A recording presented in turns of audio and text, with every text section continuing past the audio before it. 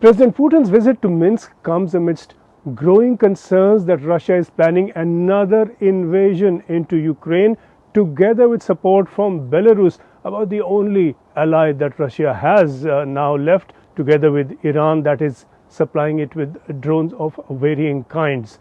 Several units of Russian forces have been moved into Belarus over recent days, according to local military reports, and that comes together with a degree of military mobilization within Belarus itself. The Russian invasion of Ukraine in the direction of Kyiv in February of this year, short-lived as it turned out to be, was launched through Belarus. That makes Putin's visit significant or even ominous. Putin has begun to take a strong personal interest in what the Russians are still calling a special military operation.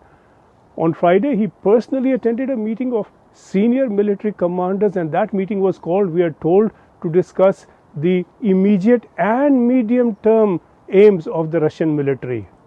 Medium term suggesting, of course, that Russia is not about to call off this invasion any time soon. And these clearly are worrying signs.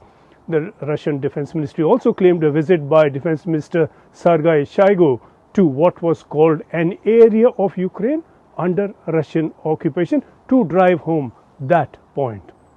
Over the past 2 days, we've had leading Ukrainian generals saying that they are indeed preparing to take on a major new Russian offensive. Commander-in-Chief Valery Zaluzhny has said that Russia is preparing for a new attack sometime between late January and spring.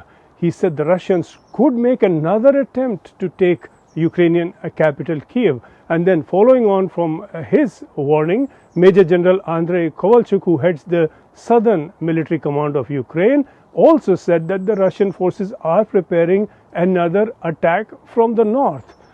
US experts have expressed some doubts about these thoughts and these fears for both military and political reasons. Politically, Belarus President Alexander Lukashenko has faced growing unrest against his rule over the last 2 years, and joining a war that is not going very well for Russia could then unsettle the Belarus leadership.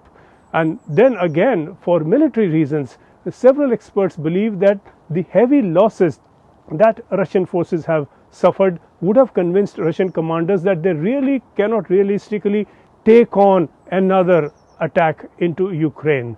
The fact is that Ukrainian forces, backed by superior NATO weaponry, have more than matched anything that the Russians could throw at the Ukrainians. But Putin does not appear in retreat mode, and this war could be entering a dangerous new phase.